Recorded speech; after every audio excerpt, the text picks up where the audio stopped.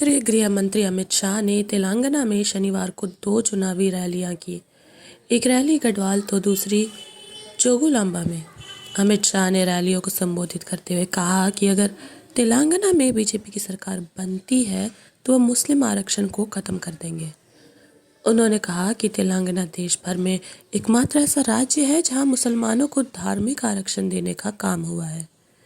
BJP ने तय किया है कि हम तेलंगाना में गैर संवैधानिक आरक्षण को समाप्त करके ओबीसी आरक्षण बढ़ाएंगे और एससी को भी न्यायिक आरक्षण होगा। शाह ने जनता को संबोधित करते हुए कहा कि कमल को वोट दीजिए। तेलंगाना की बीजेपी सरकार सभी के लिए अयोध्या में राम मंदिर के निःशुल्क दर्शन की व्यवस्था भी करेगी।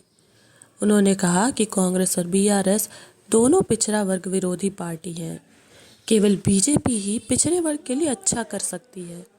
शाह ने राज्य के सीएम और बीआरएस के मुखिया केसीआर पर तंज कसते हुए कहा कि इनकी पार्टी बीआरएस का मतलब भ्रष्टाचार रिश्वत समिति है। इसका मतलब भ्रष्टाचार और रिश्वतखोरी है।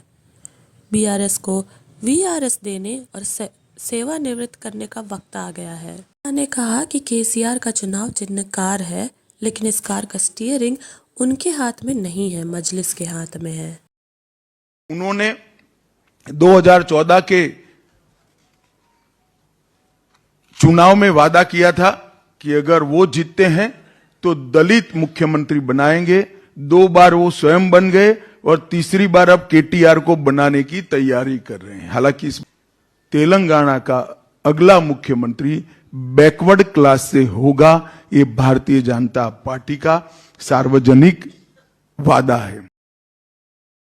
तेलंगाना के चंद्रशेखर राव के नेतृत्व वाली भारत राष्ट्र समिति यानी कि बीआरएस सरकार पर निशाना साधते हुए शाह ने कहा कि इसने मुसलमानों को धर्म के आधार पर आरक्षण दे दिया है, जो असंवैधानिक है।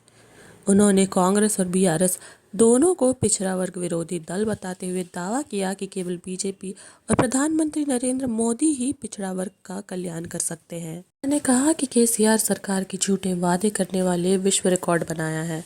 सरकारी नौकरियों की परीक्षाओं के प्रश्न पत्र लीक होने का जिक्र करते हुए केंद्र मंत्री ने कहा कि तेलंगाना के युवा राज्य लोक सेवा आयोग के प्रश्न पत्र 16 बार लीक होने से सर्वाधिक प्रभावित हुए हैं।